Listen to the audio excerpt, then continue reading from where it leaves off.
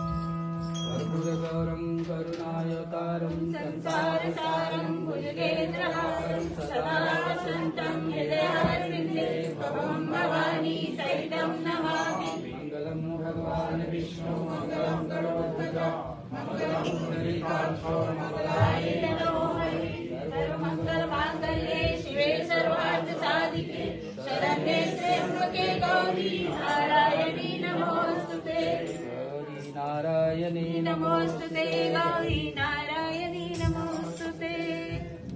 आप सभी लोग आसन पर बैठे, आखिरी वाली आरती सबके पास आएगी, वहीं से आरती को प्रणाम करके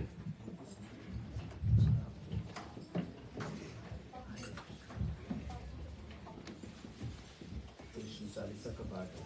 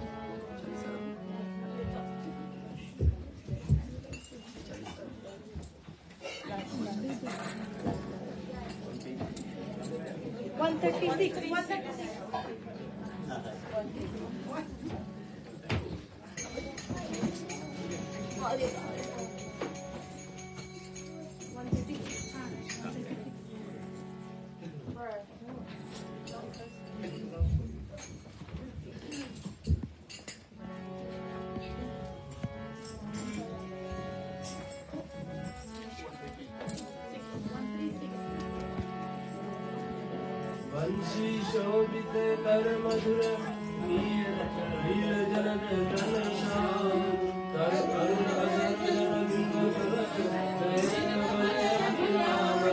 पूर लिंग अरविंद मुख पीतांबर शुभ साय जय मनमोहन कृष्ण चरण जय मंगल जय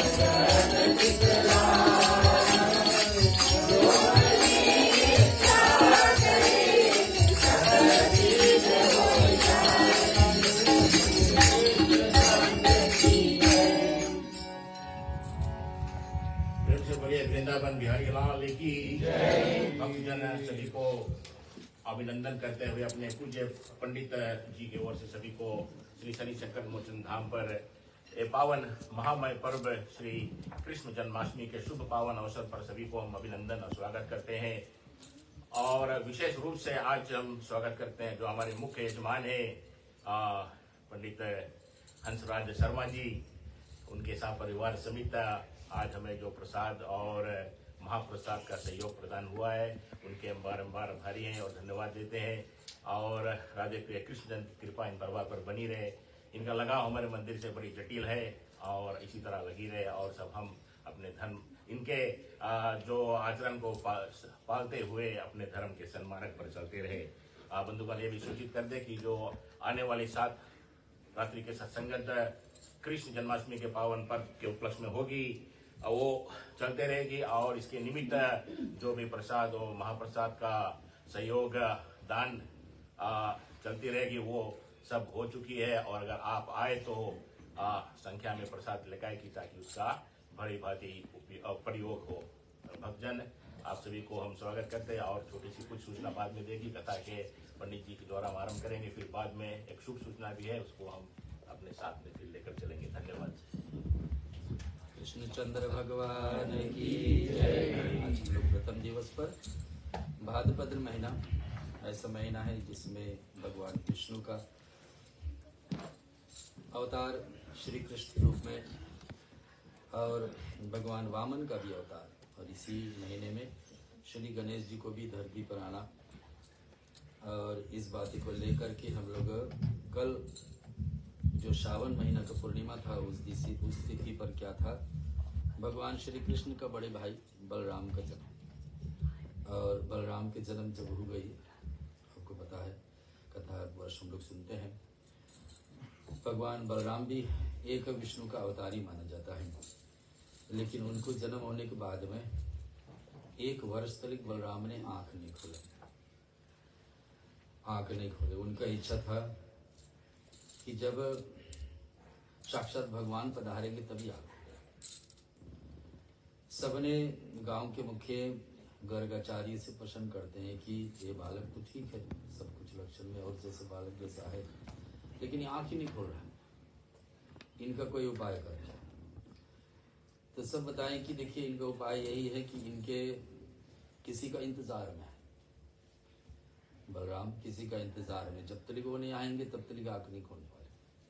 और इनका इंतजार कब तक रहेगी, तो बताइए सभी लोग निराजल एकादशी का व्रत रखें, पूरे गांव के लोग। एकादशी पर्व भगवान श्री कृष्ण का, राम का, विष्णु का बड़े प्रिय होते, उनका व्रत रखें पूरे गांव के लोग। नंद बाबा की व्रत रखे और व्रत का पूर्ण सीधे यशोदा मैया को दान में दे। यशोदा मैया उस टाइम 54 यानी 54 ईयर्स उम्र पे चल रही थी, और दान में दे।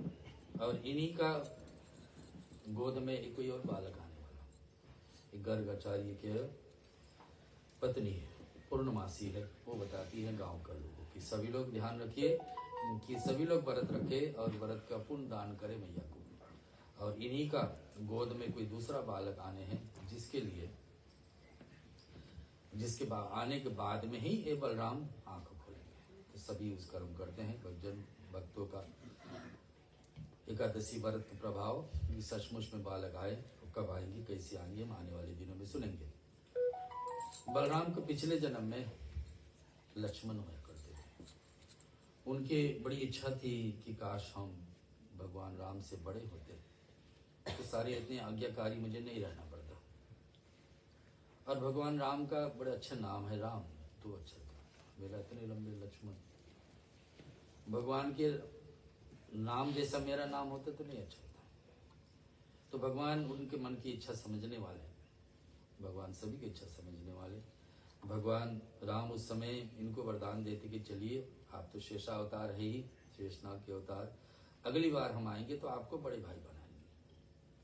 तो बड़े भाई बन करके आ जाते बलराम, 1 वर्ष पहले ही आ गए। और भगवान स्वयं आए तो छोटे बन करके आए, उनको नाम प्रिय था तो अपना नाम दे दिए कि बलराम, बलवान भी है और राम जी से लेकर के। शास्त्र हमें 3 राम दिए हैं, मर्यादा पुरुषोत्तम भगवान रामचंद्र जी, बलराम और परशुराम, तीनों की तीनों विष्णु अवतार।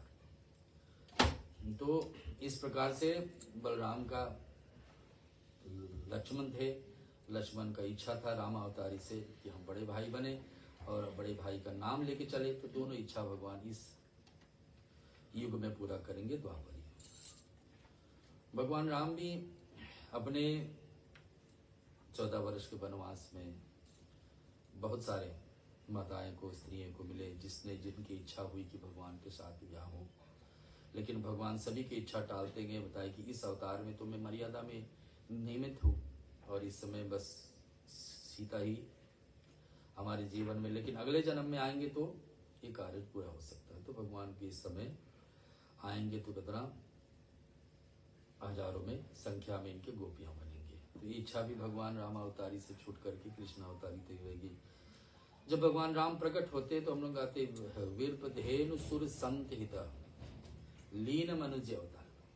वीरप यानी कि ब्राह्मणों के लिए, सुर संत हिता देवताओं के लिए, ब्राह्मणों के लिए, गौ के लिए, भगवान रक्षा के लिए अवतार लेते हैं। कौन? भगवान विष्णु राम बन करके आते। लेकिन आप देख लेंगे, रामायण पूरे पढ़े हैं हम लोग, समझे हैं लेकिन बहुत कम जगह पर भगवान को, राम को ऐसा अवसर मिली कि गौ को रक्षा करने के लिए कुछ करे। तो भगवान वो काम भी अधूरा छूट जाती, राम अवतारी से ही कृष्ण अवतारी भी पूरा हो गया। तो नाम पड़ेगा इनको गोपाल, गौ को पालन करने वाले। और जब से होश संभालते भगवान, तब से ही नंगे पांव पूरे नंदी गांव में चलते थे, गांव के पीछे पीछे। ये लीला हम आगे सुनेंगे। तो इस प्रकार से भगवान राम से एक काम जो नहीं हो पाई, गौ का रक्षा, गौ का पालन, तो इस अवतार में भगवान वो इच्छा पूरा करेंगे। भगवान राम के साथ में रामायण के अंतर्गत सबसे ज्यादा दुख किसने सहन किया? सीता जी। एक तो बड़ी परिश्रम से जन्म के बाद में बड़ी परिश्रम से कहीं विवाह हुई, और विवाह होने के बाद में अवध में पहुंचना, वहां राजपाट का सुख अनुभव करने की जगह पर वनवास चली जाती है। वनवास में क्या क्या कठिन परीक्षा समझे, हरण होना, वापस लौट के आना, अग्नि परीक्षा, और आ जाकर अयोध्या में फिर दोबारा वनवास। राम तो एक बार वनवास किए, लेकिन सीता जी को दोबारा वनवास सहन करना पड़ा। भगवान राम ने सीता जी को आशीर्वाद दे देते हैं और अनुमति दे देते हैं कि अगले जन्म हम आएंगे, आपको राजपाट का सुख ही सुख रहेगा, कोई भी दुख नहीं। तो इस जन्म में लक्ष्मी के साथ भगवान विष्णु, तो सीता के साथ में भगवान राम, और इधर रुक्मणी के साथ में भगवान कृष्ण। भगवान को बहुत सारे रानियां होंगे, लेकिन भगवान दादी की 16,108 रानी और पटरानियां होंगे, लेकिन रुक्मणी के साथ सबसे पहला विवाह लक्ष्मी के अवतार, और किसका? राजमहल का सुखी सुख था द्वारका में।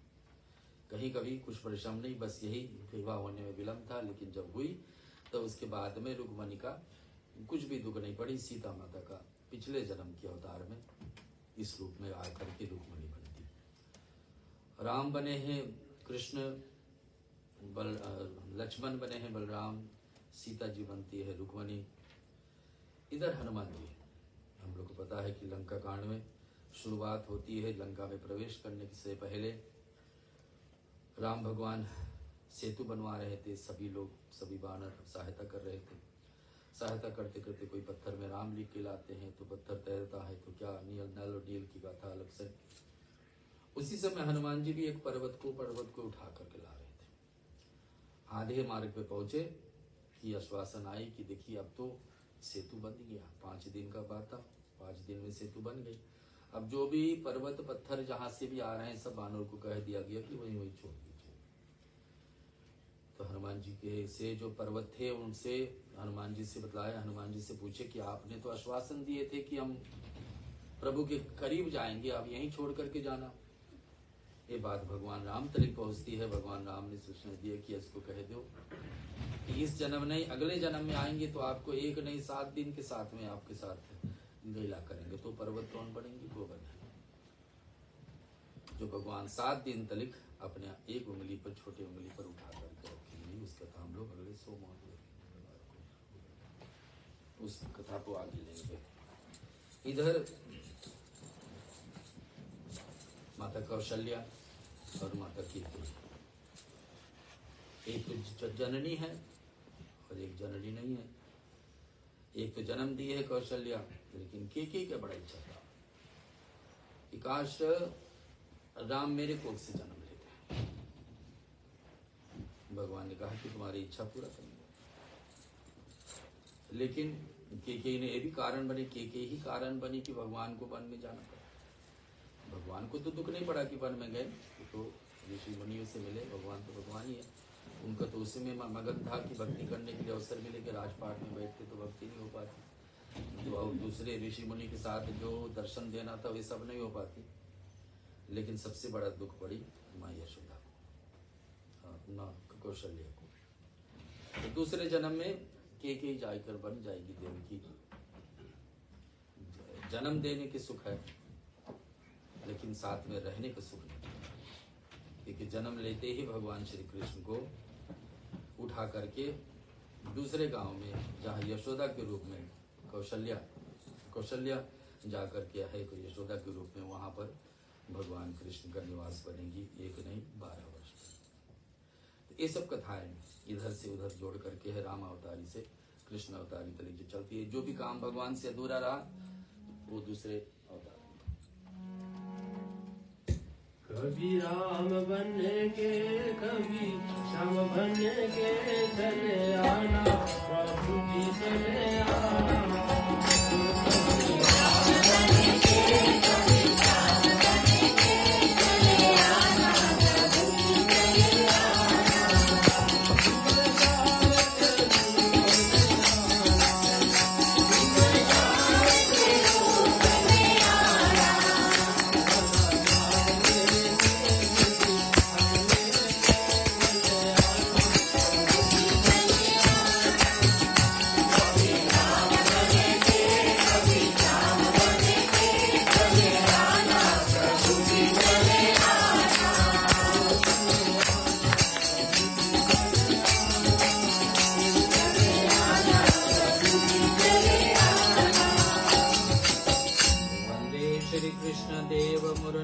विद्युं वेद वेदानां वेदं लोके भक्ति प्रसीद यदुकुल जलदो प्रादुर्सांस सिद्धघोरं यस्यासीद रूपमेव त्रिभुवन तरणे भक्ति वचवस्तत्रहं शास्त्र रूपं च लोके प्रकटयति मुदाय सनोदितो श्री कृष्णाय देवपदं वेदसां जी को नमस्कार यज्ञ बहुतं परितेदारं या दीपं नदे सुतमात्मयुगां य प्रवचनं अनुपेतं वेदकरं देवायनं विरह कातरं जाउवाद पुत्रेति तन्मनां तर्वेति विदुनो स्तौ सर्वभूतेत मुनिमान् मेनिनः नारायण नमस्कृतं नरविषेव नरोत्तम देवी सरस्वती व्यासं ततो जयमुद्र्यादितम्।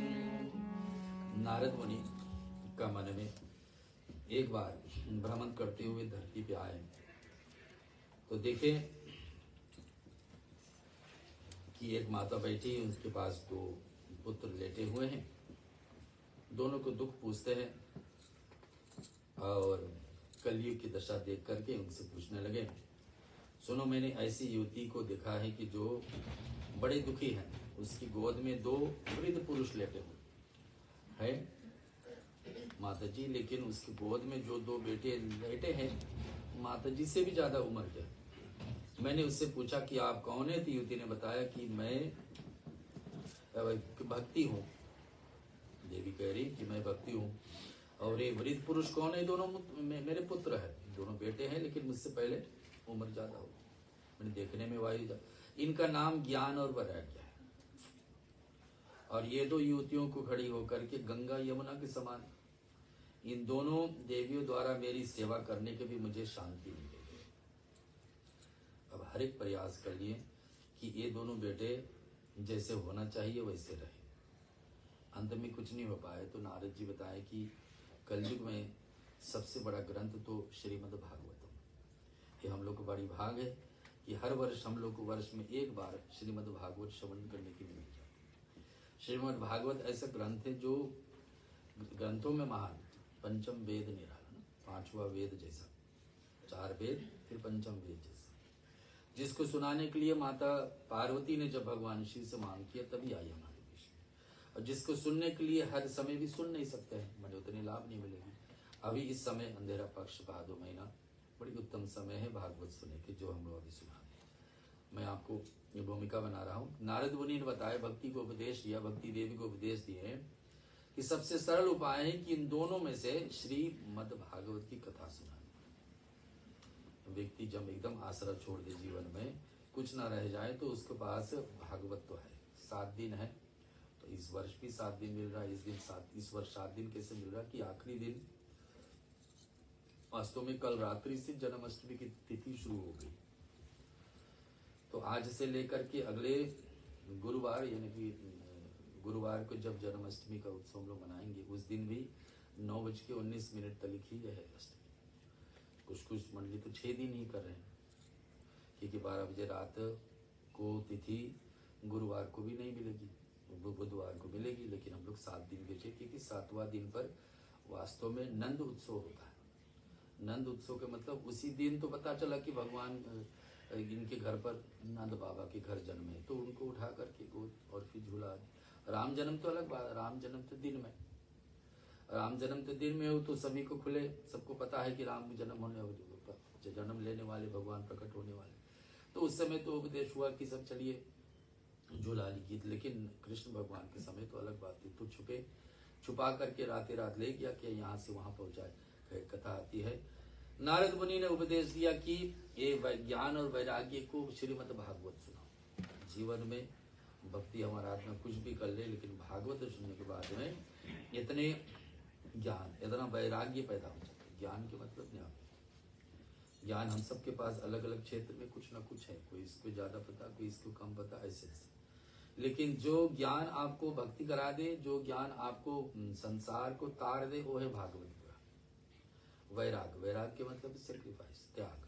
जो क्या त्याग करना, आदत बुरी सुधारने वाली, कि क्या क्या जो हमारे जीवन में नहीं जरूरी उसको हम त्याग दे, तो वैराग्य होगी। नारद मुनि ने कहा इन दोनों को, ज्ञान वैराग्य को भागवत सुनाना।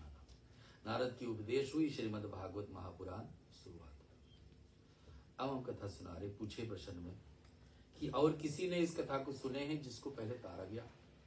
गलती से गलती व्यक्ति बुरे से बुरे कर्म भी किए हो तो फिर भागवत सुन करके असर होता है। तो हाँ, सूर्य जी बता रहे, सुनो। तुंगभद्रा नदी के किनारे एक ब्राह्मण रहता था, उसका नाम था आत्मदेव। वह शास्त्र विज्ञान से बड़ा निपुण था, ज्ञान तो बहुत कुछ था, लेकिन एक जीवन में संतानहीन होने बड़ी दुख था कि संतान नहीं। संतान प्राप्ति के लिए इधर उधर जाता था। एक दिन वह महात्मा से मिल गया, नदी किनारे थे और अपना शरीर छोड़ने के विचार लाए। तो महात्मा ने उनको रोके कि हमारे सामने एक गलती हो जाएगी, ठीक नहीं। महात्मा से बताया कि देखिए, आप नहीं मेरे हल समाधान करोगे तो मैं शरीर छोड़ने के तैयार हूँ। समाधान क्या है कि मैं संतान चाहिए, वो भी बेटा चाहिए, ना मिले तो मैं शरीर छोड़। अब महात्मा ने सोचे कि हमारे आगे ऐसा पाप होगी, वो भी ब्राह्मण क्या, और वो भी देख रहे हैं कि कितने ज्ञान, कितने शास्त्र को पाए हैं इनमें, शास्त्रीय। तो उसने सोचा कि इनको हम अपने, इनके भाग में संतान तो है नहीं, तो इनके एक फल दे देते कि ये फल ले जाइए, आपका पत्नी इसको ग्रहण करेगी, जो भी ग्रहण करेंगे उसको जरूर संतान होगा, बेटा होगा। तो उसने अपने लेके गए उस फल को और अपने पत्नी को दिए।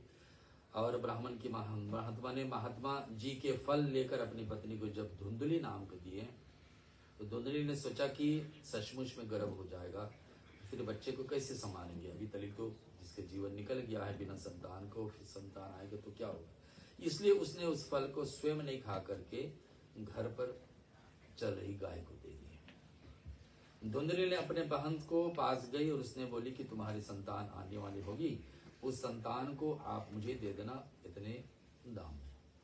कुछ समय बाद बहन का पुत्र हुआ, उसने अपने पुत्र को अपने बहन धुंधली को दे दी। उस पुत्र का नाम धुंधली ने धुंधकारी अपने नाम से जोड़ करके रख दिया। देवयज्ञ से उन्हीं दिन में जैसे यहाँ पर संतान हुई, वैसे गाय का भी एक बच्चा हो गया, जिसको आधा शरीर मनुष्य जैसे लग रहा और आधा। ब्राह्मण आत्मोदय ने उस बालक को देखकर बड़ा आश्चर्य हुआ कि एक साथ में दो। उसने गाय का उत्पन्न करा हुआ बालक का नाम रख दिया गौकर्ण, गौ जैसे। समय अनुसार दोनों बालक बड़े हुए। उनमें से गौकर्ण ने बड़ा विद्वान निकला और धुंधकारी ने बड़ा दुष्ट हुआ, क्योंकि गौकर्ण को तो आशीर्वाद से आए थे। धुंधकारी का बचपन से ही एक उल्टे कर्म में लग गया। कौन? जो धुंधली का बहन का बेटा था, वो उल्टे कर्म में जन्म से ही लग गया। यहाँ तक कि बाप को भी, माँ को भी ताड़ने लगे और भगवान को प्यारे नहीं। माँ बाप की मृत्यु हो जाने पर बाद में धुंधकारी ने बड़े से बड़ी जोड़ी डालने चली, वैश्य को घर में रखने लगे। वैश्य ने उसने एक दिन सोचा कि गलती करके हर दिन आता है, होना हो कहे ऐसा दिन आए हम लोग पकड़े जाएंगे, इन्हीं को हम मरवा देते हैं। तो आत्मा देव जो काम करने जा रहे थे, अंत में उनका माने हुए बेटा धुंधकारी ने कर डाले, उनको हत्या हो गई, शरीर छोड़। इधर गौकर्ण ने से समझे कि हमारी जगह यहाँ नहीं है, मुझे निकल जाना चाहिए, वन में निकल गए थे तपस्या। इस प्रकार से धुंधकारी को राक्षस योनि प्राप्त हुई। जो कोई अकाल मृत्यु होता है, जिसका समय बेसमय से पहले चले जाते हैं। मृत्यु दो प्रकार की होती है, काल यानी समय पे होना, दूसरा अकाल यानी कि बेसमय। जिसका अकाल मृत्यु हो भटकते रहेगा, कब तक भटके, जब तक उसका उम्र पूरा ना हो जाए। तो अन्यथा उसके लिए गति कराया जाए, जैसे भागवत आदि पुराण। तो यहाँ पर धुंधकारी ने प्रेत योनि में चले गए, उसने भाई को संपन्न घटा वर्णन था। गौकर्ण ने अपने भाई धुंधकारी को प्रेत योनि से मुक्ति हेतु एक दिन उनका धुंधकारी ऐसे भटक रहा था, जहाँ पर गौकर्ण पहुंचे। गौकर्ण ने इनसे पूछे कि आप कौन हैं, तो बताया कि हमारा दशा ऐसा हुई। तो गौकर्ण ने सोचा कि इनका उपाय क्या है। श्रीमद् भागवत कितने दिन? 7 दिन, जो इस वर्ष हम लोग को मिले। तो धुंधकारी ने प्रेत की योनि में होते हुए भी उसको एक बांस गाड़ा गया, जिसमें 7 गांठ होया। एक एक दिन प्रेत को उसमें मंत्रों के द्वारा बैठारे गौकर्ण ने धुंधकारी को उस भागवत को सुनाए, जो भागवत मैं आपको बोल रहा हूँ। और सुनाते हुए एक एक दिन एक एक गांठ फूटते गए। अंतिम में 7वां दिन पर जब भागवत कथा पूरा हुई, गौकर्ण स्वयं सुनाए, सौतेले भाई उनको सुनाए, जो गाय का गर्भ से पैदा होते हुए भी इतने ज्ञानी हो गए और साधु का आशीर्वाद से। तो उसने फिर अंत में भागवत अपने भाई को सुनाए, और 7वां दिन पर स्वयं देवलोक से विमान आकर धुंधकारी को लेट करके यहाँ से ले जाएं। बोलो भागवत महापुराण की जय।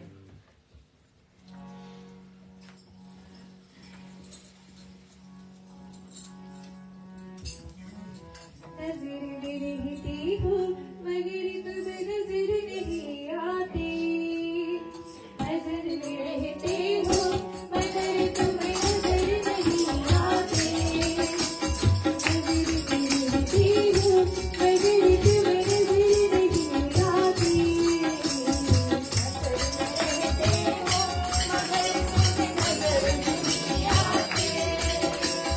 ये तेरे बुलाए शाम तक तुम नहीं आते, नजर में रहते हो मगर तुम नजर नहीं आते, नजर में रहते हो मगर तुम नजर नहीं आते।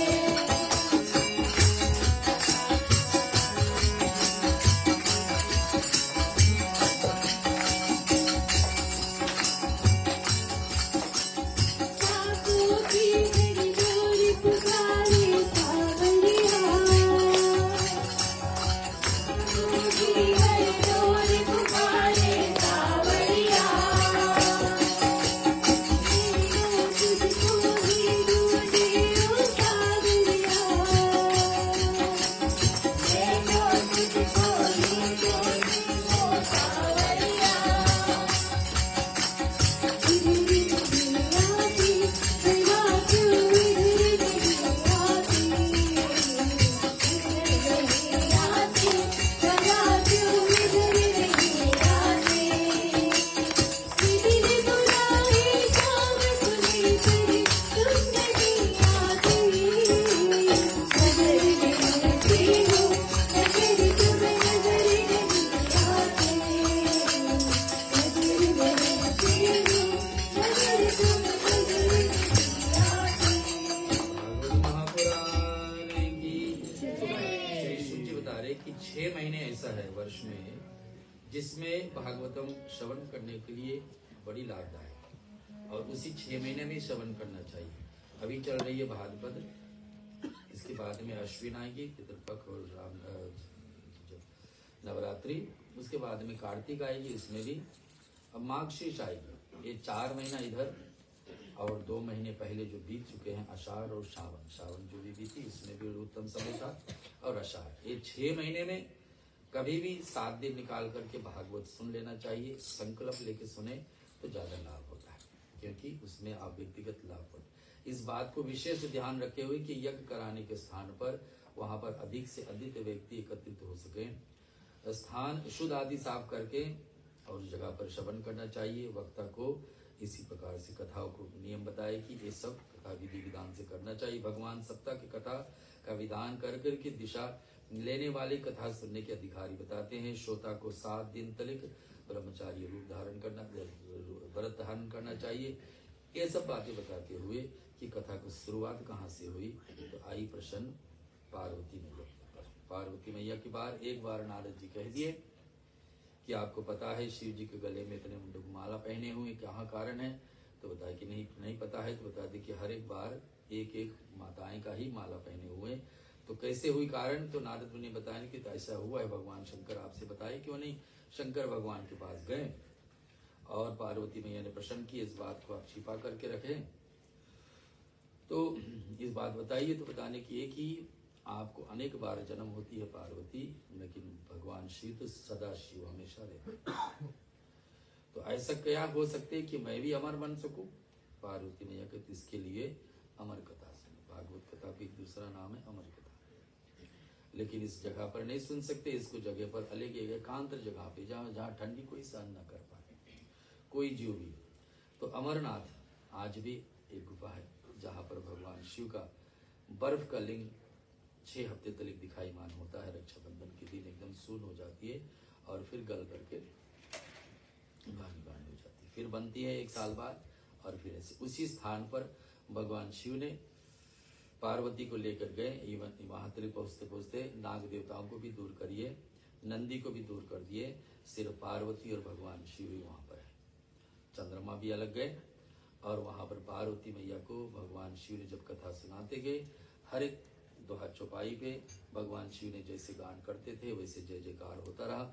लेकिन कुछ देर बाद माता पार्वती को जब नींद आ जाती है तो उस समय एक अंडे था उस समय, लेकिन वैसे ही जब सुगा होती है, एक चिड़िया हो जाती है, जिसमें से वो लेकर के वहां से जब जन्म लेते ही जो सुने वही बातें को बोले, वही जय जयकार करती थी। अंत में उसका क्या दशा होती, कथा हम आपको संक्षेप में बता रहे हैं।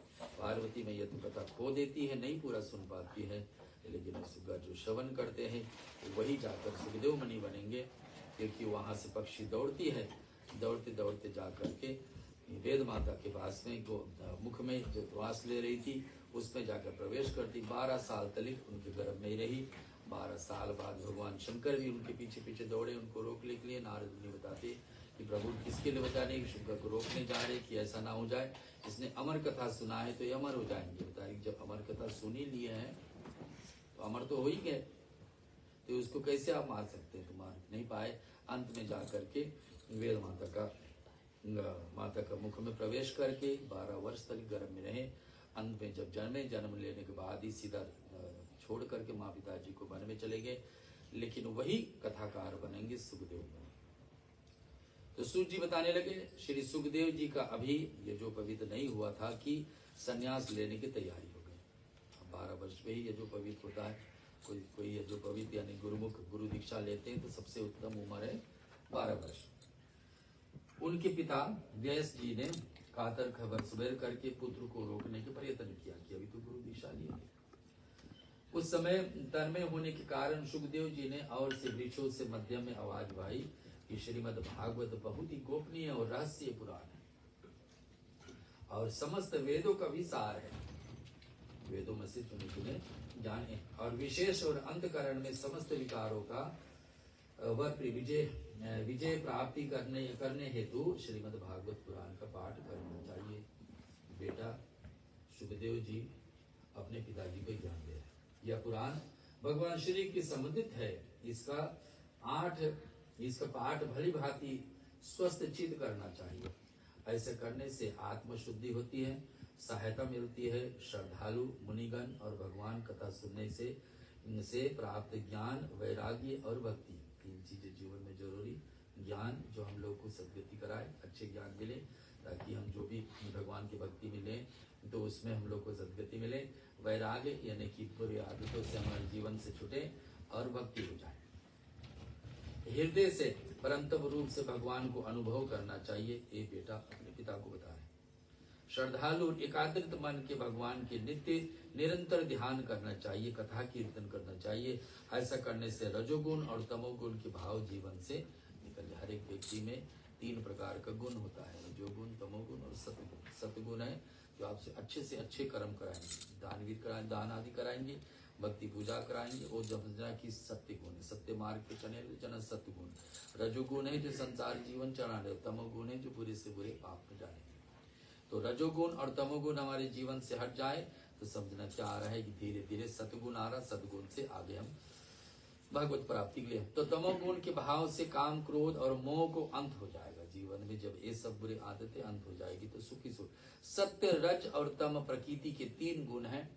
सुखदेव मुनि अपने पिता को बता रहे, इन तीनों गुण को स्वीकार कर संसार में सिद्ध उत्पन्नी परले के लिए विष्णु, ब्रह्मा और महेश नाम ग्रहण कर भगवान श्री कृष्ण का अपनी माया से सर्ग प्रारंभ करते हैं। भगवान की अवतारों की कथा है। सबसे पहले भागवत में आया है कि अभी तक तो हम महात्म सुने, उसको सुनने से क्या लाभ। अब आता है मूल पाठ का प्रथम भाग की अवतार। भगवान विष्णु ने कितने बार अवतार लिए?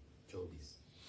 श्री सूत जी ने बताया कि सृष्टि के प्रारंभ में भगवान ने लोगों को निर्माण की इच्छा व्यक्त की। भगवान ने महतत्व आदि से निष्पन्न पुरुष रूप ग्रहण किया और 10 इंद्रियों, एक मान, पंचभूत कहलाए। भगवान ने जल में शयन करते हुए योग निद्रा का विस्तार, नाभि सरोवर से एक कमल प्रकट हुई, कमल के ब्रह्मा जी प्रकट हुए और भगवान का विराट रूप अंग से समस्त लोकों को कल्पना हुई। भगवान ने यही पुरुष रूप नारायण कहला जाता। कभी हम लोग बोलते हैं विष्णु, कभी बोलते हैं नारायण, कभी बोलते हैं सत्यनारायण। तो यहाँ पहला रूप भगवान विष्णु का नारायण। इस रूप से उन्होंने पशु पक्षी और मानव योनियों को सृष्टि में लाया। पहला अवतार ऐसा। तो भगवान ने पहला कूर्म सर्ग से सनक, सनंदन, सनातन और सनत कुमार, ये 4 पुत्रों को पैदा किया। द्विज से रूप में अवतार हुआ। तो 4 हुए, लेकिन चारों जोड़ करके ही अवतार माना जाता है। एक दूसरा में आया, रसातल में गई हुई पृथ्वी को निकालने हेतु भगवान ने सुअर का रूप धारण किया। ये धरती, संसार में जहां हम लोग रहते हैं, ये धरती और जितना दूर समुद्र और नदियां हैं, ये 30% और 70% में। जितने ओशन से नदियां मिला करके 70% है और जमीन सिर्फ 30%। एक बार ऐसा ही हिरण्ययक्ष नाम का एक राक्षस था, जिसने धरती को उठा करके पूरे जल में डाल दिया। उसको लाने के लिए जो जीव धरती को खोद सकता है, जैसे सुअर है, भगवान ने उस रूप धारण की। घमासान युद्ध करके भगवान ने हिरण्ययक्ष को मारकर पृथ्वी को ऊपर लाकर फिर बैठारे। तो ये अवतार का नाम हुई। भगवान ने सुअर रूप जो धारण करके भगवान ने ला करके धरती पर फिर बैठारे इनको। तीसरा अवतार आता है ऋषियों में सृष्टि के में भगवान ने नारद रूप का, नारद मुनि का रूप धारण करके तीसरा अवतार ग्रहण। चौथा में आया दर्प अपनी मूर्ति के गर्भ से भगवान ने नर नारायण के रूप में चौथा अवतार ग्रहण किया। 5वां आएगा भगवान ने सिद्धियों को स्वामी कपिल देव का, कपिल देव ऐसे ही बचपन पे अपने माँ पिताजी का आशीर्वाद लेकर के और निकल जाते हैं, वो भी एक भगवान का अवतार आता है। और छठा आया है अनसुईया के वर मांगने पर भगवान ने अत्रि और संतान को दत्तात्रेय का रूप में धारण और रूप धारण करके छठा अवतार ग्रहण के। प्रहलाद का ब्रह्म ज्ञान का उपदेश भी इसी अवतार से दिया। आया अवतार फिर से रुचि प्रजापति की पत्नी आकृति के गर्भ से भगवान सुयग रूप से 7वां अवतार ग्रहण के अपने पुत्र याम आदि देवताओं को 7 स्वयंभू मनवंतर रक्षा के लिए अवतार पाए। 8वां अवतार है राजा नाभि की पत्नी मेरु देवी के गर्भ से ऋषभ नाम का अवतार है। भगवान ने 8वां अवतार ऐसा। 9वां अवतार है ऋषियों की प्रार्थना करने पर राजा पृथु के रूप में भगवान 9वां अवतार धारण किया। 10वां अवतार है जाशुष मनवंतर में के अंत में जब समस्त त्रिलोकी समुद्र में डूब रही थी, तब भगवान ने मत्स्य यानी मछली का रूप धारण करके 10वां अवतार है। 11वां अवतार है समुद्र मंथन के समय भगवान ने कच्छप रूप में 11वां अवतार कच्छप यानी कि टेट्रिस के रूप में धारण किया। तब मंदराचल पर्वत को अपनी पीठ पर धरा करके अपने मंथन को करवाए थे। भगवान ने जब समुद्र मंथन हुआ, देवताओं तरफ एक तरफ और राक्षस समाज एक तरफ, तो भगवान ने इस रूप धारण करी, कछुआ को रूप धारण करके और पूरे मंदराचल पर्वत है अपने पीठ पर रखवाए और रख करके ही समुद्र को मंथन करवाए थे। ये 11वां अवतार। 12वां अवतार भगवान ने धनवंतरी के रूप में 12वां अवतार ग्रहण करके भगवान ने धनतेरस का पर्व जो हम लोग मनाते उसमें इस अवतार आई है। अवतार 13 है मोहिनी का रूप। भगवान ने तेजस 13वीं अवतार ग्रहण करके अपने हाथों में देवताओं को अमृत पान कराए। भगवान ने एक स्त्री का रूप धारण करके आना पड़ा, क्योंकि भगवान ने ऐसा विवश हुए थे कि देवताओं और राक्षस के बीच में जो समुद्र मंथन हुई थी, सभी लोग ग्रहण करने चाहते थे अमृत की जो अमृत के लिए ही मंथन हुई थी। तो अमृत का बारी पहला तो देवताओं को पड़ा, तो देवताओं को घबराहट होना था कि कहीं दैत्य लोग भी इसको ना ग्रहण कर ले, दैत्य लोग ग्रहण तो वो भी अमर हो जाएंगे। तो उसी समय भगवान ने मोहिनी रूप धारण करके इस तरह से कलश को घड़ा को लेकर के जा रहे, सभी लोग उधर ही पहुंच गए। ऐसा उनका अवतार का कारण 13वां। 14 नरसिंह रूप में भगवान अवतार लिए, और 14 रूप में भगवान अवतार नरसिंह हम लोग सुनते हैं, हमेशा होली का पर्व मनाते हैं। दैत्य राज हिरण्यकश्यप को नाखूनों से फाड़ करके भक्त प्रहलाद जो ने हिरण्यकश्यप ने वर मांगे थे कि ना दिन में ना रात में ना सफेद ना ऐसे समय पर ना कोई अस्त्र शस्त्र, ना तो कोई देवताओं से, ना कोई मनुष्य से, ना कोई जानवरों से, और ना कोई शुक्ल पक्ष में ना अंधेरा पक्ष में, ऐसे ऐसे बहुत सारे वरदान मांगे थे, जिसमें से भगवान ने चुन करके ऐसा रूप धारण करी कि आधा शेर आधा पुरुष का रूप धारण करके, ना घर के अंदर ना बाहर, तो भगवान ने दरवाजे पर, ना शाम को ना रात्रि को ना दिन में, तो भगवान ने शाम को 6 बजे भी ही ऐसे आकर उनको नाखूनों से फाड़ कर हिरण्यकश्यप को वध करके प्रहलाद को स्थापित किए थे। ये रहा 14 अवतार। 15वां वामन रूप में भगवान ने 15वां अवतार धारण किए, जिसका कथा हम लोग कल के दिन पर सुने थे कि भगवान ने राजा बलि होया करते दैत्य राक्षसों का राजा था बलि, अभी भी राजा वही। बलि का यश जान करके 3 पग भूमि मांगे। बलि का यह था कि 99 यज्ञ कर लिया था, 100 यज्ञ कर लेते तो इंद्र देवता का आसन उसको मिला। तो राजा बलि ने 99 जब कर लिए तो देवताओं घबराए कि अब सचमुच में 100 हो जाएगा तो देवताओं का राजा और कोई बन जाएगा राजा बलि। और जब इनको पद मिल जाएगा, राक्षसों का राजा आकर के देवताओं का राजा बन जाएगा तो क्या होगा। तो भगवान ने कहा कि बड़ा मत मैं छोटा रूप धारण करके जाता हूँ, बटुक रूप में, यानी 52 उंगली का ऊंचाई, 52 रूप में धारण करके इस रूप धारण करके आए। भगवान ने 3 पग भूमि उनसे मांगे कि 3 पग भूमि दे दीजिए, तो बताइए कि कुछ और मांग लीजिए। राजा बलि बहुत दानवीर था उस समय, और उस समय दानवीर था, तो बताते कि 3 पग भूमि के आप जितने चाहे उतना मांग सकते, तो बताइए 3 को देखो आइए। 3 पग में पहले उनका जो धरती नाप ली, दूसरा पग में भगवान के देवलोक तलिक ब्रह्मा तलिक पहुंच गए, और फिर तीसरे पग में बताया आप सत्य तीसरा जगह और कहाँ रखो, तो बता दे अभी हम मैं तो बाकी हूँ, स्वयं मैं तो हूँ, आप मुझे तो ग्रहण किए। तो फिर भगवान बताया कि भगवान से कहती मेरे ऊपर सर रख दीजिए, तो ये 3 पग भूमि का 3 जगह मांग लेते थे। फिर राजा बलि ने कहा कि ठीक है, मैं यानी जो चाहते थे आप मांग लिए। उस समय राजा बलि का जो गुरु था, दैत्य गुरु, राक्षसों का गुरु का नाम है शुक्राचार्य। तो शुक्राचार्य ने उनको रोका कि आप मत करिए, ये दान मत करिए, साक्षात विष्णु है, तुमसे कुछ ग्रहण करने के लिए आया, इससे रुकिए। जैसे कंस बाद में देख करके डरेगा, जहां जहां भी विष्णु उसको दिखाई देगा मृत्यु के समय, वैसे ही राजा बलि को घबराहट होना चाहिए था। उनको शुक्राचार्य को बताने पर उसने कहा नहीं, मुझे दान देना है, मैं आज तक कभी दान से हटा नहीं हूं, तो दूंगा ही। तो क्या करता है शुक्राचार्य ने जाकर के राजा बलि की जो कमंडलू है जिसमें से जल गिरता है, उसके अंदर जाकर बैठ गए। उसके अंदर जब जाकर बैठ गए तो कमंडलू, आप जानते होंगे पूजा पाठ हम लोग सब सुनते, जब कभी भी संकल्प लेते उसमें जल तो बिना जल का नहीं ना, अमित जले विष्णु, जब भी हम लोग संकल्प लेते तो हमेशा जल तो होना उसमें। तो कमंडलू में से जल उतरने लगे, तो उस समय यहाँ पर बैठे थे शुक्राचार्य थी। उसी समय जब देखिए इसको तो बंद है, आ नहीं रहा, तो उस समय राजा बलि ने एक कुशा डालते हैं, कुश के तभी हमेशा कुशा यूज किया जाता है, तो उसका आगे का भाग तोड़ दिया जाता है। तो कुशा डालते हैं, उसमें जाकर शुक्राचार्य की आंख में लगता, तब से वो एक आंखहीन है। और लेकिन अपने गुरु को त्याग दिए उस दिन ना। हमेशा हम लोग को शास्त्र में कहा जाता है कि अपने माँ पिताजी, बड़े भाई और गुरु को मान्य सम्मान देना चाहिए, बड़े से बड़े। लेकिन किसी ने अपने गुरु को त्यागे तो राजा बलि ने, क्यों? उनको शुभ कर्म करने में रोके, और जो कहना चाहते तो रोके। तो वहां पर राजा बलि ने जिस रूप राजा बलि के यहाँ भगवान विष्णु वामन रूप धारण करके आए, 3 पग भूमि मांगे, उसी के लोक में शुक्राचार्य लग गए थे। शुक्राचार्य का इस प्रकार से आंख से हीन हो गए, एक दूसरे को त्याग करके शुक्राचार्य अदर चले।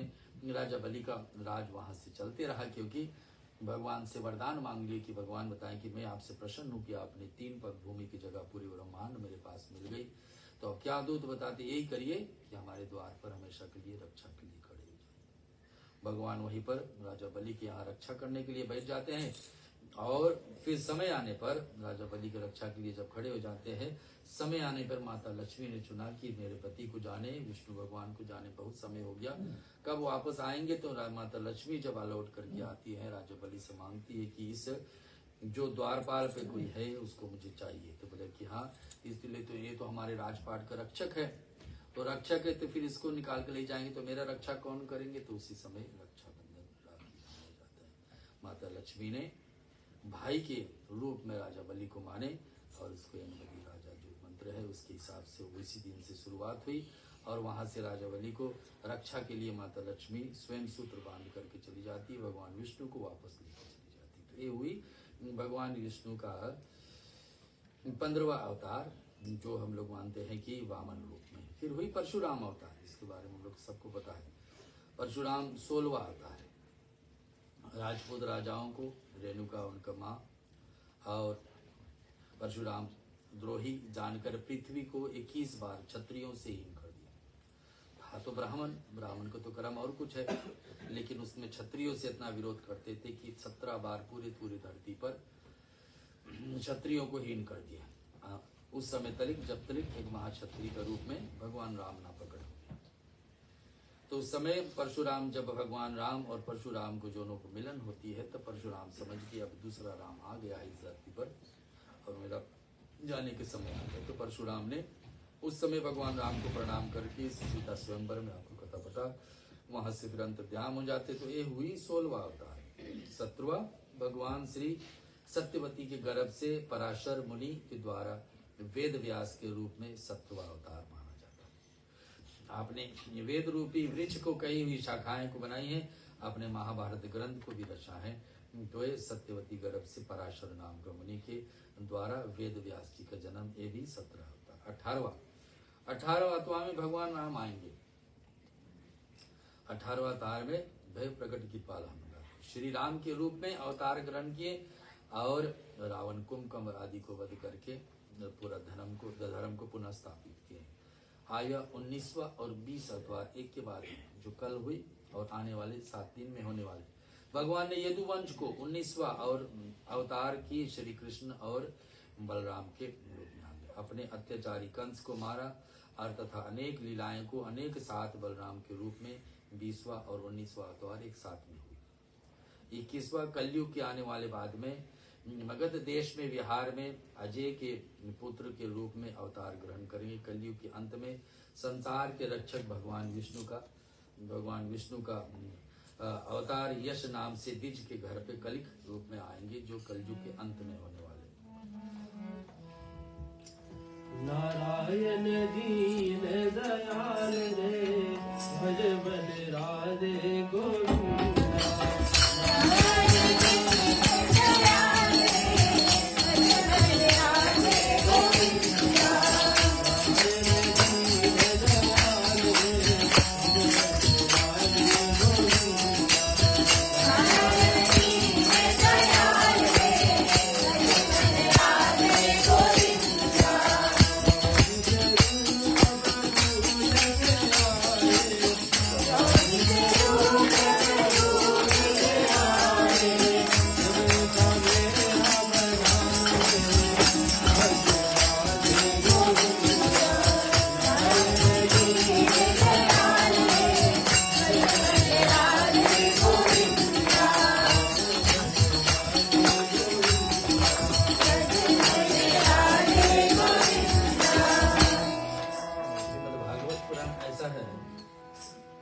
जहां से शुरुआत होगी वहीं अंत होगा।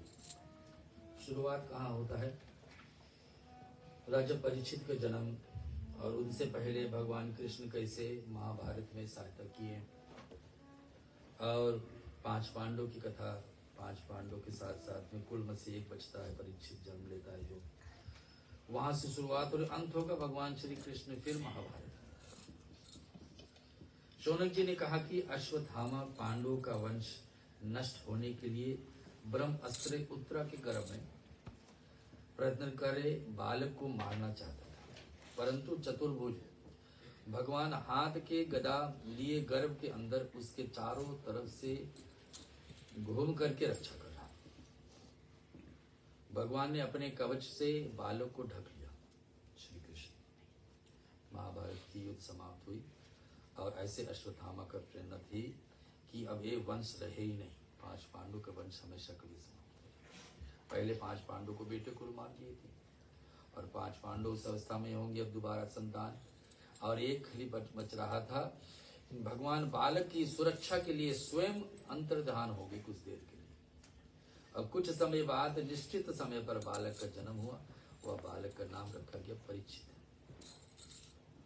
परीक्षित बड़ा होकर भगवान श्री कृष्ण का बड़ा भक्त बन गया। भगवान ने महाराज मरुत के यज्ञ का सोना और धन का बच गया और उसको मंगवा करके परीक्षित से 3 अश्वमेध यज्ञ करवाए, बड़े से बड़े यज्ञ। इसके बाद परीक्षित का राज अभिषेक करके उनको राजा गद्दी पर बैठा दी। भगवान श्री कृष्ण ने इस प्रकार से पांडवों के वंश के नष्ट होने से बचाया। अन्यथा भगवान श्री कृष्ण ने द्वारका जाते समय उनकी बहन सुभद्रा और द्रौपदी 5 पांडु को, कुंती उनकी मां, उत्तरा परीक्षित का मां, गंधारी राजा धृतराष्ट्र की पत्नी, सत्यवती धृतराष्ट्र, युवित्सव, धौम्य, कृपाचारी, भीमसेन, अर्जुन, नकुल, सहदेव तथा अन्य वियोग के कारण मूर्छित हो गए। श्री कृष्ण ने पुत्र और धूमधाम आदि के साथ। यहाँ से कथा आगे बढ़ाती है। परीक्षित के विवाह उत्तर के पुत्र इरावती से हो गई। परीक्षित ने जन्मेजय आदि का 4 पुत्र हुए और परीक्षित का अंत में द्वारा कलयुग में दमन। राजा परीक्षित कब थे? भगवान कृष्ण कब थे? 5 पांडु कब थे? द्वापर युग में। अभी से करीबन 5000, 125, 150, 155, 5156 ईयर्स पहले परीक्षित थे, भगवान कृष्ण थे और द्वापर युग चल रहे थे। अब उसके बाद में कलयुग को आना है, जिस समय में युग में अभी हम लोग हैं। श्री सूत जी ने बताया कि गाय पृथ्वी और बैल धर्म का रूप है। जब हम लोग रामावतारी में सुनते हैं, जब बहुत अत्याचार हो गए तो धरती मैया भी नहीं सह पाई कि इतना पाप होता है धरती पर।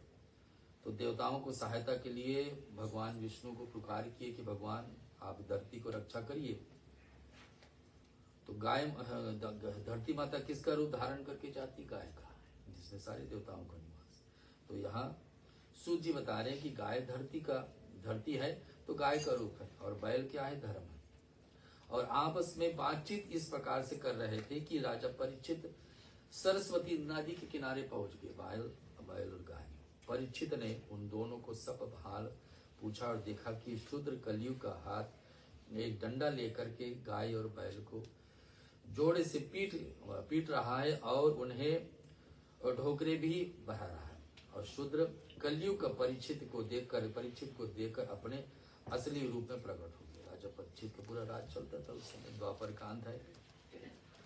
और उसने कलयुग ने जब देखा, कलयुग जो रूप है वो देखे, राजा परीक्षित अपने रूप में आ गए। परीक्षित ने उसका दंड ना देकर उन्हें कहने लगे कि धृत असत्य मदपान, कहाँ पर जाके रहोगे? मुझे तो आग तो गया हूं मैं, लेकिन रहूंगा कहाँ? परीक्षित ने कहा चलिए आपको आना है तो आप आ ही गए, तो कहाँ रहेंगे? जहाँ असत्य भाषा हो, जहाँ लोग असत्य हो, झूठे हो, वहां मांगपान, मदिरापान, स्त्री संग आसक्ति और हिंसा, निर्दय तथा स्वर्ण का एक स्थान दिया। स्वर्ण का एक स्थान, सब सोने का नहीं, जो सोने अपने कमाई का ना हो उसमें है। तो 4 जगह पर कलयुग का बड़े प्रभाव पड़ता है।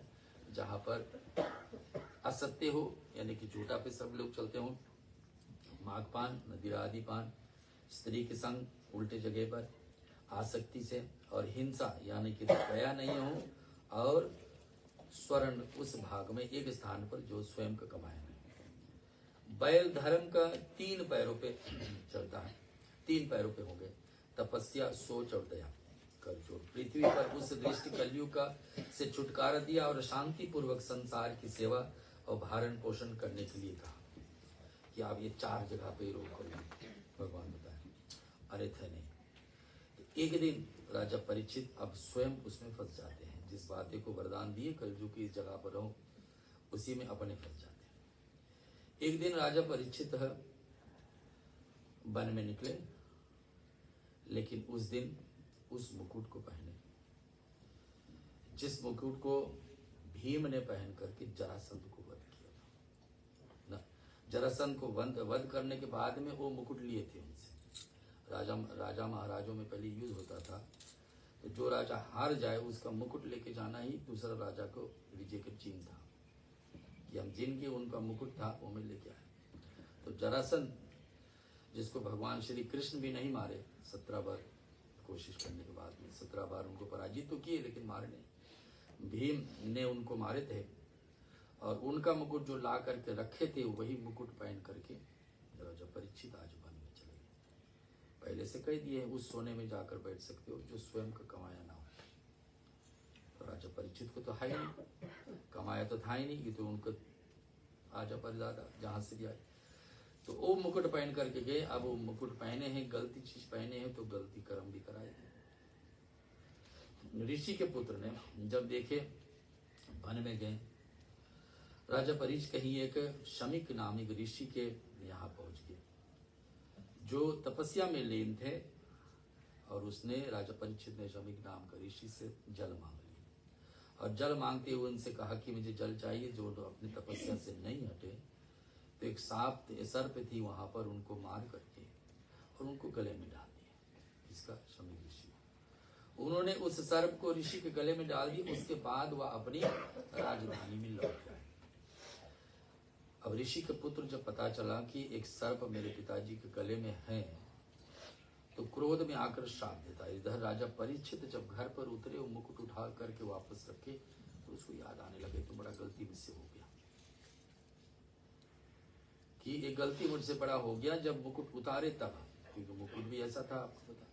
तो राजा परीक्षित ने उनको श्राप दे दिया। राजा परीक्षित को श्राप मिली। क्या श्राप मिली? उस शमिक नाम का ऋषि का बेटा ने श्राप दे दिया कि जिसने ही ये श्राप हमारे पिताजी के गले में तपस्या करते हुए डाले हैं, उनका 7 दिन में मृत्यु।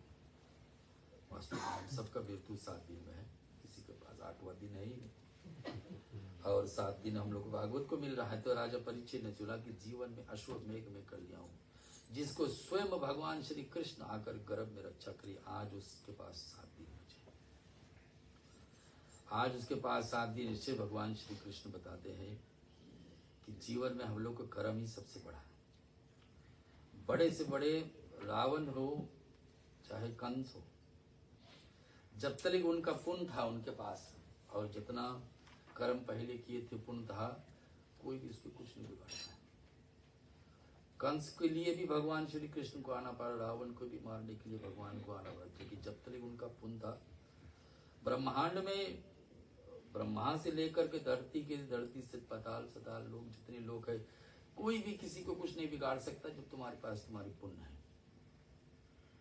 तुम्हारे पुण्य कर्म है तुम्हारे पास तो कोई नहीं, लेकिन यहाँ तो गलती हो गई। जिसको स्वयं भगवान रक्षा करके जीवन दान दिए और बड़े से बड़े यज्ञ करवाए, यज्ञ करके कितना बड़ा फल होना चाहिए, लेकिन अंत समय वो एक सांप के आदमी हो गए। राजा परीक्षित के सांप को पता चला तो उन्होंने अनशन व्रत करना शुरू कर दिया कि कोई व्रत कर लूं मैं, अब 7 दिन ही है। इस सांप से छुटकारा पाने के लिए क्या, तो सोचे कि इस 7 दिन में व्रत करते ही निकाल।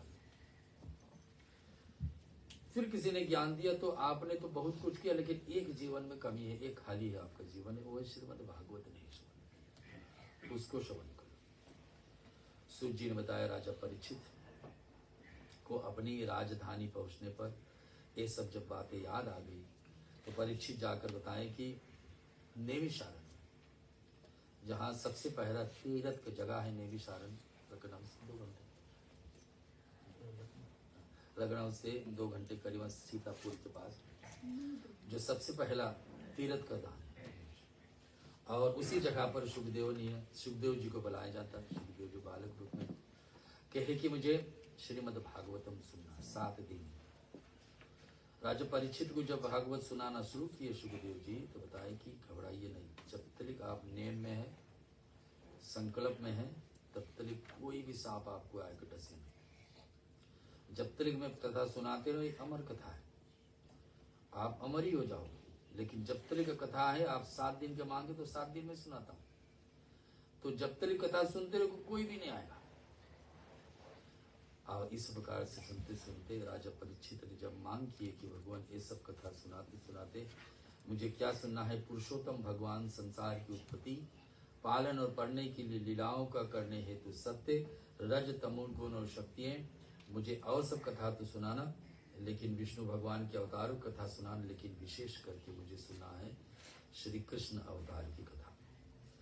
भगवान के अन्य गुण को, शक्तियां को बताइए आप, भगवान का क्या क्या गुण है। तो भगवान श्री कृष्ण का 18 गुण के विषय में चर्चा किया। राम भगवान आए थे तो 16 गुण लेकर के आए थे, श्री कृष्ण आए तो फिर 18। सबसे ज्यादा शक्ति लेकर के कोई भगवान धरती पर आए तो श्री कृष्ण विष्णु भगवान की अवतार। भगवान की माया स्वयं, काल, कर्म और स्वभाव में स्वीकार काल की 3 गुणों से, इसके विषय में चर्चा। ब्रह्मा का मुख से विराट स्वरूप का विभूति की कथा, भगवान का स्थूल सूक्ष्म रूप को धारण करने वाली कथा बताएं सुनाएं। कामनाओं को अनुसार विभिन्न देवताओं को उपासना करने के विषय में बताएं। और राजा परीक्षित बहुत कुछ सुनते गए, कहीं पर उसको मन नहीं टिका। आप बताएं कि मुझे वो कथा बताइए जहाँ भगवान श्री विष्णु किस रूप में, किस कारण से कृष्ण रूप में आएंगे, उस कथा को हमें सुनाएंगे। अंतिम में राजा परीक्षित भी शरीर छोड़ेंगे। 7वां दिन जब पूरा हो गए, 7वां दिन नेम से रहे, कथा सुनते जाए, 6 7 घंटे लगे, रेस्ट दिए, विराम करने के बाद ही नहीं उनको कि सुनाते जाओ वो भी सुने। तो 7 दिन के अंदर बहुत सारी कथा सुन लिए। और कथा सुनते में अंत में गत्वा तो वही है, श्राप तो अपन जगह काम करेगा। 1-2 चीजें हमेशा में बताते हैं कि जीवन में आशीर्वाद ना मिले तो जीवन छल जाएंगे, लेकिन श्राप किसी को ना मिले। श्राप जहां आ जाती है कोई भी नहीं बचा सकता, ना ब्रह्मा बचा पाएंगे, ना भगवान विष्णु बताएंगे, ना तुम्हारे। तो यहाँ ब्रह्मा बता अंत में वो श्राप तो आकर काम करेगा। राजा परीक्षित कैसे छोड़ेगा। 7वां दिन जब हो गई, सब तरफ से दरवाजे बंद, कोई भी सांप नहीं अंतर। लेकिन एक फुलवाड़ी जो बगीचे से फूल माला लेकर के आ रही थी, उसमें एक सांप छोटे रूप धारण करके आगे। राजा परीक्षित का अंतिम दिवस उसी दिन था, 7वां दिन। भागवत सुनते सुनते ही शरीर छोड़े। और लेकिन अंत में भगवान श्री कृष्ण का कथा मांग ली, जो कल आपके बीच में हुआ। तो कृष्णचंद्र भगवान की जय।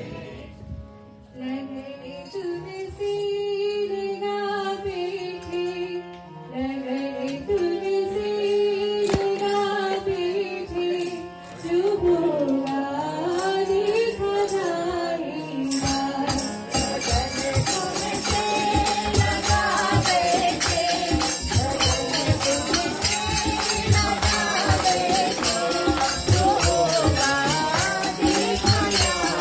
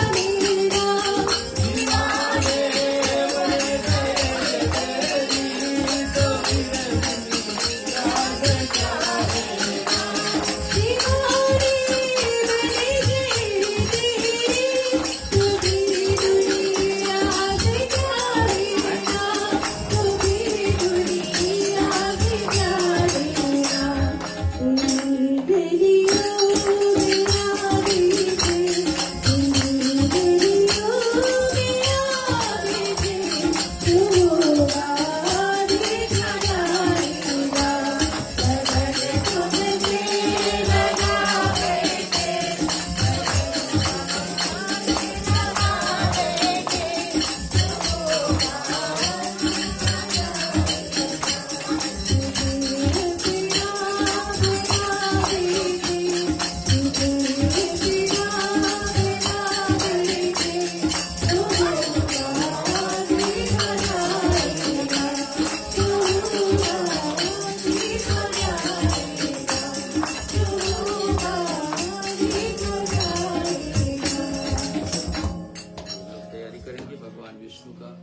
भगवान श्री कृष्ण का 108 नाम से तुलसी दल अर्पण करेंगे। सभी का मुख से 108 बार श्री कृष्ण आय नमः बोला जाएगा और तुलसी दल अर्पण करेंगे। तुलसी की तैयारी है 3 जगह। अभी नहीं कितने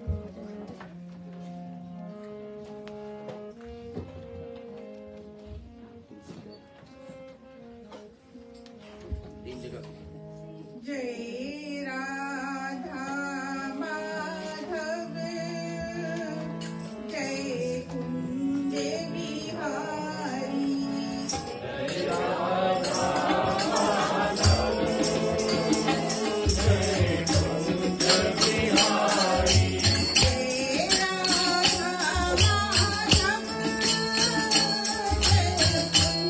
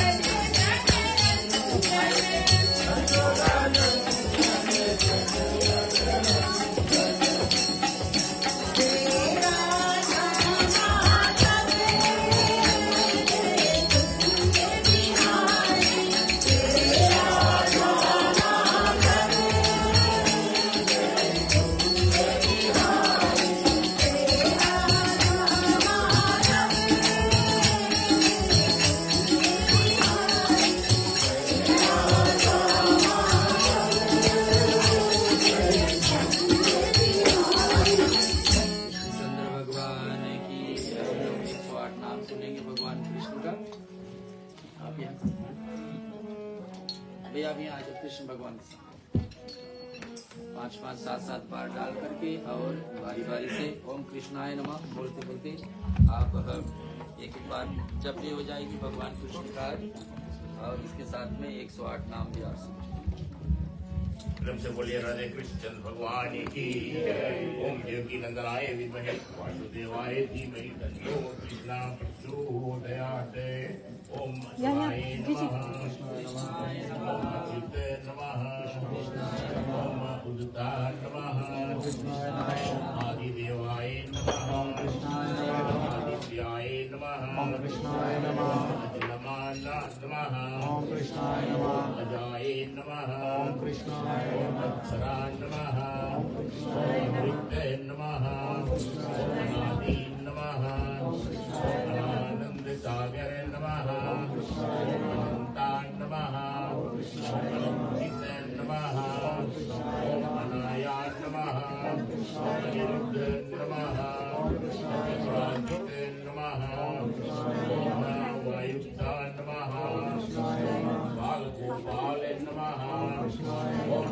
बलि नमः ओम चतुर्भुज नमः ओम देवेंद्र नमः ओम दयालु नमः ओम दयानिधि नमः ओम देवादिदेव नमः ओम देवकीनंदन नमः ओम देवश्य नमः ओम धर्माध्यक्ष नमः ओम द्वारकाधीश नमः ओम गोपाल नमः ओम गोपाल प्रिय नमः ओम गोविंद नमः ओम ज्ञानेश्वर नमः ओम हरि नमः ओम हिरण्यगर्भ नमः ओम ऋषिकेश नमः ओम जगद्गुरु नमः ओम जगदीश नमः ओम जगन्नाथ नमः जनार्दन नमः ओम जयात नमः ओम ज्योतिरादित्याय नमः ओम कमलानाथ नमः ओम कमलनयन नमः ओम काम सातंग नमः ओम कंचलोचन नमः ओम केशवान नमः ओम कृष्ण नमः ओम लक्ष्मीकांत नमः लोकाध्यक्ष नमः ओम मदन नमः माधवान नमः मधुसूदन नमः ओम महेंद्र नमः मनमोहन नमः मनोहर नमः मयूर नमः मोहन नमः मुरली नमः मुरलीधर नमः मुरली मनोहर नमः नागोपाल नमः नारायण नमः निरंजन नमः निर्गुण नमः पदमहस्ताय नमः पद्मनाभ नमः ब्राह्मण नमः आत्मना नमः नमः सारथी नमः प्रजापति नमः नमः पुरुषोत्तम नमः लोचन नमः सहस्रकाश नमः सहस्रजित नमः सहस्रपात नमः साक्षी नमः सनातन नमः सर्वजन नमः सर्वबालक नमः सर्वेश्वर नमः शुद्धवचन नमः सत्यवत नमः नमः श्रेष्ठ नमः ओम श्रीकांत नमः ओम सुमेध नमः ओम सुरेशम नमः सर्वपति नमः त्रिविक्रम नमः भूपेन्द्र नमः दुखाय नमः भद्रमना नमः वासुदेव नमः विष्णु नमः नमः विश्वकर्मा नमः विष्णुमूर्ति नमः विश्वरूपा नमः आत्मा नमः विष्णुपक्ष नमः विद्युवंत्र नमः योगी नमः ओम योगी रामति नमः ओम वासुदेवाय विद्महे ओम देवकीनंदनाय विद्महे वासुदेवाय धीमहि तन्नो कृष्ण प्रचोदयात्। सूचना है स्वस्ति की तरफ से, फिर हम लोग दूसरी बात। हमें अपने मंदिर में सिर्फ छोटा सा सिकोन कला से कपड़ा पहनना एवरीडे 7 days। तो कला ऑफ द डे कल आज पिंक था, कल पर्पल है, संडे को ऑरेंज है, Monday white, Tuesday red, Wednesday green और लास्ट डे को येलो। कल है पर्पल। Thank you.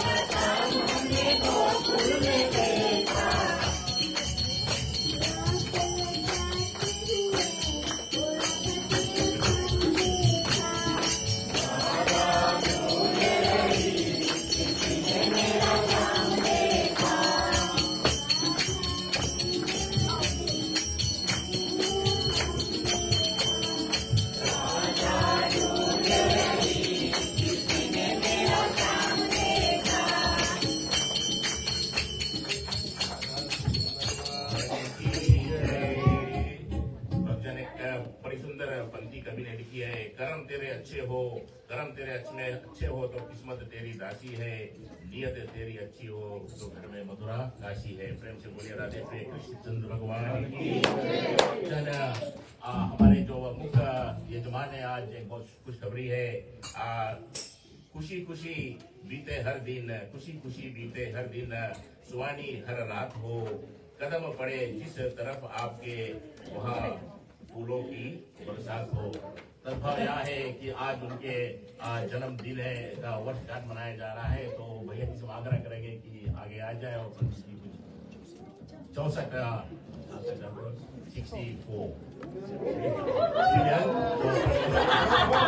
पंडित जी आपको गान करेंगे और हम सब साथ मिलकर भैया जी को आशीर्वाद दें कि आने वाले पलों सुख में और मंगलदायी हो। प्रेम से पूरे राधे प्रिय कृष्ण भगवान की जय। राधे श्याम गिरवा करना, राधे श्याम गिरवा करना,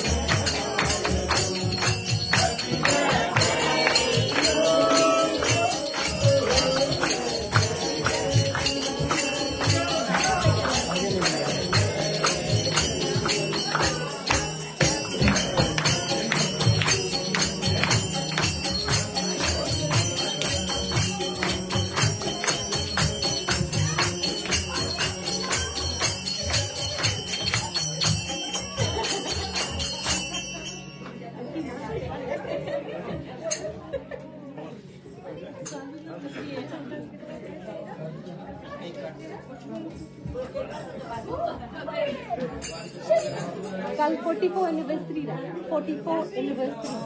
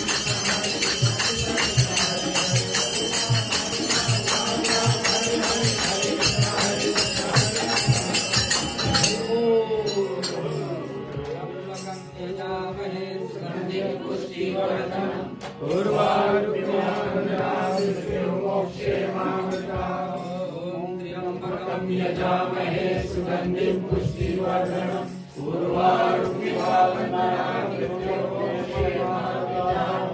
ॐ त्र्यम्बकं यजामहे सुगन्धिं पुष्टिवर्धनम् उर्वारुकमिवावन्दानां मृत्योर्मुक्षीयमामृताम्। सर्वेषां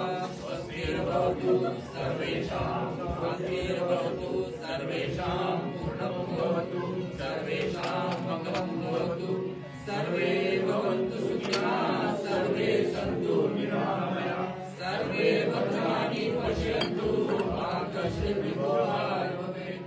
ॐ सोमा सवितुः तपसो मा ज्योतिर्गमय यद्योमा मृतं ॐ पूर्णमदः पूर्णमिदं पूर्णात् पूर्णमुदच्यते पूर्णस्य पूर्णमादाय पूर्णमेवावशिष्यते। ॐ शान्ति शान्ति शान्ति। माता च पिता त्वमेव बन्धुश्च सखा त्वमेव त्वमेव विद्या त्वमेव कायेन वाचा मनसेन वा बुद्ध्यात्मना वा प्रकृते करोमि यद्यत् सकलं परस्मै नारायणाय समर्पयामि सदा शिवाय समर्पयामि जगदम्बिकाय समर्पयामि। प्रेम से बोलिए राधे प्रिय कृष्णचंद्र जी की जय, उमापति महादेव जी की जय, वंश हनुमान जी महाराज की जय, धर्म की जय हो, धर्म का नाश हो, प्राणियों में सद्भावना हो, विश्व का कल्याण हो, गौ माता की सेवा हो, अपने अपने माता पिता की जय हो, अपने अपने गुरु गोविंद की जय हो, भक्त भगवान की जय हो, आशी आनंद की जय हो, श्री शनि संकट मोचन धाम की जय हो। ओम नमः पार्वती पते हर हर महादेव। काल हर कष्ट हर दुख हर दारिद्र हर, काल हर कष्ट हर दुख हर दारिद्र हर, काल हर कष्ट हर दुख हर दारिद्र हर, भक्तों का भंडार हर हर हर महादेव। जय जय श्री राधे, जय जय श्री राधे, जय जय श्री राधे, जय जय श्री राधे, जय जय श्री राधे, जय जय श्री राधे। संत बड़े परमार्थी वेश करे दूर, राम नाम का गोला छूटे